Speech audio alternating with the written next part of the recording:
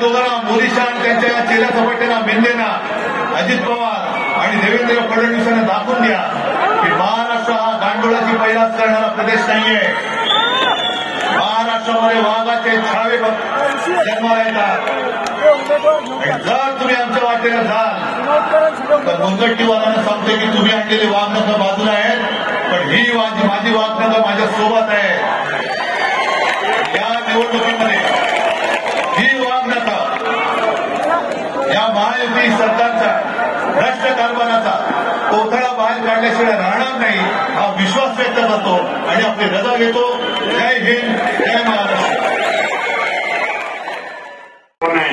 साहेब आलेले आपण सर्वांनी म्हणून साहेबांना साथ द्यायची, साहेबांना शब्द द्या. साहेब तुमचे सगळे उमेदवार नाही आम्ही निवडून आणू, सगळे उमेदवार आपण निवडून आणू एवढा शब्द माननीय मुख्यमंत्र्यांना द्या.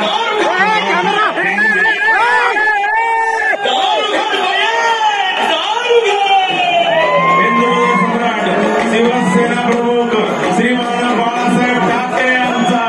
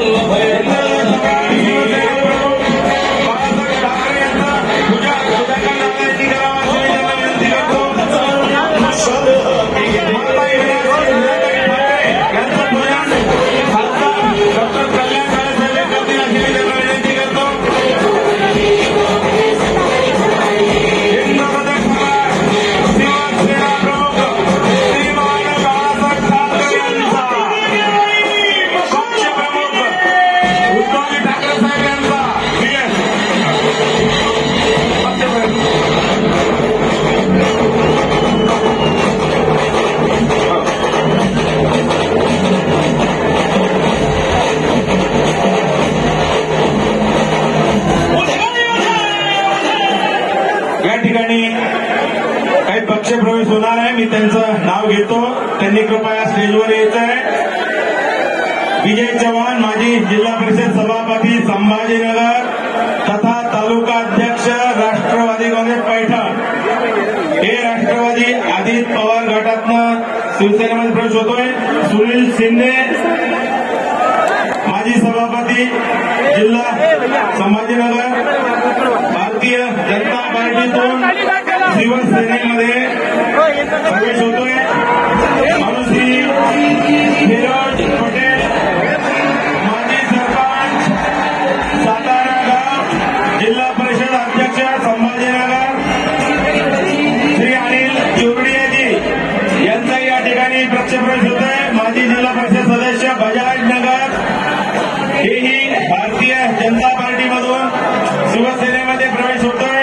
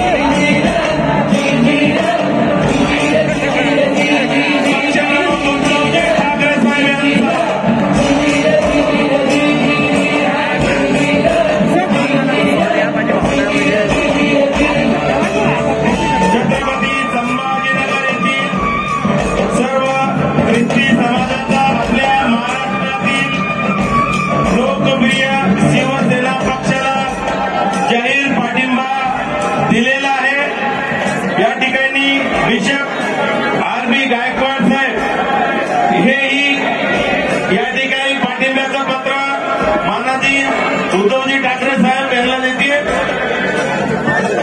यानंतर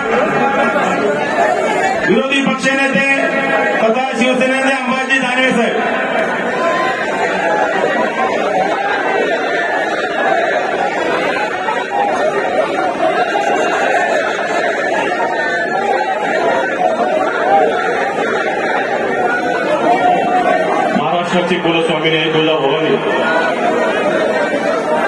सगळे जातात एकच बाजूला हे फोटोग्राफर हे दादा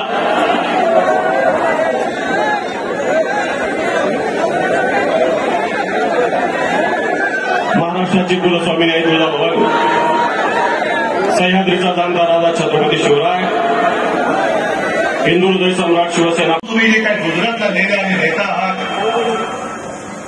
हे शिवसेना प्रमुखांचं स्वप्न होतं का ते निंद्याने पूर्ण केलं. मी मुख्यमंत्री असताना आणि आपलं महाविकास आघाडीचं सरकार असताना याच संभाजीनगरमध्ये मेडिकल डिव्हाइस पार्क आणतो. कुठे गेला तो मेडिकल डिव्हाइस पार्क? कुठे? गुजरात. तुम्हाला कल्पना आहे मेडिकल डिव्हाइस पार्कच्या माध्यमातून किती जणांना रोजगार मिळाला असता? काय अंदाज आहे? मेडिकल डिव्हाइस पार्क आला असता इथे तर त्याला बाकीची जी काही उपकरणं लागतात जसं बजाज आल्यानंतर अनेक जणांना रोजगार मिळाले कारण छोटे छोटे काही गोष्टी त्याच्यासाठी लागतात तसंच मेडिकल डिव्हाइस पार्क जिल्ह्याचे परदेशी आमदार सतीश भाऊ चव्हाण साहेब, राजूभाऊ शिंदे, बाळासाहेब थोरात, विलास अप्पा अवताडे व सर्व सन्माननीय व्यासपीठ बांधवांनो, पैठण विधानसभेची निवडणूक ही अत्यंत आगळीवेगळी निवडणूक आहे. या निवडणुकीमध्ये पैठण विधानसभेतील जनतेने ही निवडणूक हातात घेतलेली आहे आणि महाविकास आघाडीचा जो महाराष्ट्रातला झंझावात आहे तो झंझावात या पैठण विधानसभेमध्ये चालू आहे. या पैठण विधानसभेमध्ये जे आपल्या समोरचे गद्दार उमेदवार आहे, गद्दारांचे पुत्र आपल्या समोर उभा आहे, या गद्दारांना गाळण्यासाठी या पैठण विधानसभेतला शिवसैनिक आज सज्ज झालेला आहे. आजपर्यंत प्रत्येक गाव भेटीमध्ये मोठ्या जल्लोषामध्ये या ठिकाणी आपल्या महाविकास आघाडीच्या सर्व पदाधिकाऱ्यांचं स्वागत. आतापर्यंत 170 ते 80 गावामध्ये गाव भेटी झाल्या. त्या सर्व गावामध्ये यांची आपली कुठंच लढत या ठिकाणी दिसत नाहीये. याचं मुख्य कारण म्हणजे विधानसभेसाठी शेतकरी बांधवांना काहीतरी न्याय मिळेल, विधानसभेमधल्या युवकांसाठी काहीतरी उद्योग येतील यासाठी आम्ही 1.5 वर्ष स्वस्थ बसलो होतो. परंतु 1.5 वर्षानंतर यांचे कारनामे ऐकायला यायला लागले. खात्यामधून सिंचन विहीर घेण्यासाठी ज्या मतदारांनी यांना 30-30 वर्ष निवडून दिलं त्या मतदारांकडून 30-30 हजार रुपये घेण्याचं काम या भुमरे साहेबांनी केलं. मस्त करण्यासाठी 1000 रुपयाचं या ठिकाणी काम केलं. बांधवांना आदरणीय उद्धवजी साहेबांनी ठिकाणी शिवसेना पक्षामध्ये प्रवेश देऊन आज या ठिकाणी महाविकास आघाडीची उमेदवारी सुद्धा दिली. त्याबद्दल पक्षप्रमुखांचे तुमची भाजप आणि विद्याची तुम्ही छत्रपती संभाजीनगर हे नामकरण करू शकता. एक पुतळा धड तुम्हाला उभारता येते. त्या पुतळ्यामध्ये जरा पैसे खाल्ले. मी काल कोकणमध्ये गेलो होतो आणि तिथे मंत्री आहे केसरकर त्यांचं नाव. म्हणजे माणसं किती निर्लज्ज आणि निर्धावलेली असतात. पुतळा पडल्यानंतर यांनी काय बोलले होते की वाईटातून काहीतरी चांगलं होईल. अरे गधड्या, महाराजांचा पुतळा पडलाय त्याच्यातनं चांगलं होईल असं तुला वाटतं? म्हणजे ही एवढी सगळी मेलेल्या मनाची माणसं ज्यांच्या मनामध्ये महाराजांबद्दल काही आदर नाही, प्रेम नाही, पुतळा उभारताना सुद्धा भ्रष्टाचार करतायत. तुमचं छत्रपती संभाजी महाराजांबद्दलचं प्रेम सुद्धा छोट आहे. मग आमच्याच काळामध्ये आम्ही इथल्या चिकलठाणा विमानतळाचं नामकरण जे केलं तर छत्रपती संभाजी महाराज चिकलठाणा विमानतळ ते अजून का केले नाही मोदीजी तुम्ही? काल मी गोव्याला गेलो होतो. गोव्याच्या विमानतळाचं नाव मनोज पर्रीकरांचं केलं. अयोध्येचं तुम्ही केलं. आणखीन कुठे गेली असतील. पण अजून देखील आता 5 वर्ष झाली तो ठराव मंजूर करून झाला. का माझ्या या विमानतळाचं नाव छत्रपती संभाजी महाराज विमानतळ करत नाही तुम्ही सांगा ना मला. की काय वाटेल ते बोलायचं. म्हणजे आता काय झालंय, 4 दिवसापासून मी माझ्या बँका उघड्यामधूनच फिरतोय.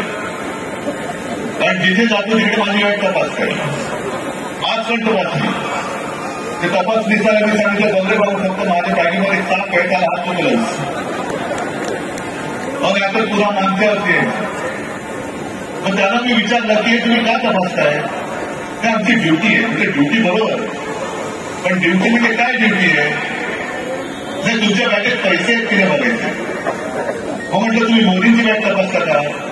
म्हणजे काय साहेब सांगायचं तुम्हाला, त्यांच्या बँकेमध्ये नुसत्या खापा असतात. नुसत्याच खापा. 15 लाख रुपये देणार, शेतकऱ्याचं उत्पन्न दुप्पट करणार, 2 कोटी लोकांना रोजगार देणार, अच्छे दिन आएंगे. सगळ्या थापा गेले 10 वर्ष आम्ही ऐकतोय, तरी थकत नाहीये. थापा देऊन देऊन हा माणूस थकत कसा नाही. ही दैवी चमत्कार आहे. एखादा माणूस थापा मारून मारून कंटाळेल, थकेल, पण हे थकतच नाही. आणि मग ते जे काय म्हणतात की भगवान ने बोले भेजा आहे, असू शकतं बाबा की खोटं बोलून सुद्धा तुम्ही थकत नाही. ही काहीतरी वेगळी शक्ती आहे, वेगळा चमत्कार आहे. आज याला आठवलं मिंद्याला आणि सगळ्याला 3 भाऊ,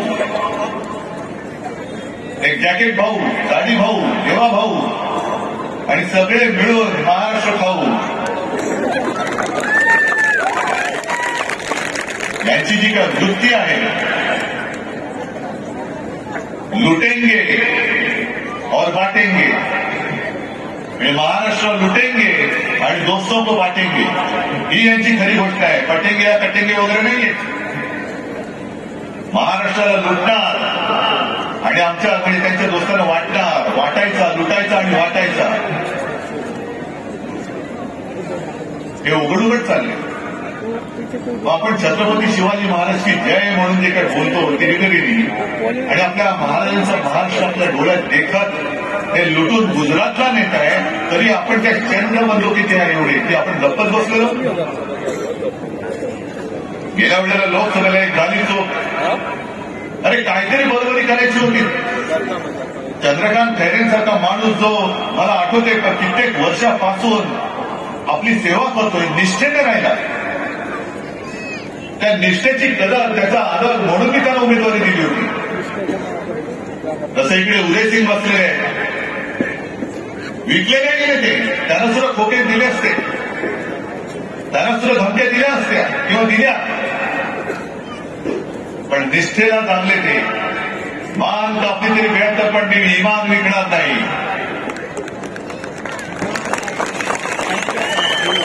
त्याचा आदर किंवा त्याची काही किंमत आपण ठेवायची की नाही ठेवायची. कोणी तुम्ही मोठा केलेला माणूस खोके घेतो, तिकडे जातो, दारूची दुकानं काढतो आणि आपण त्याला निवडून देतो.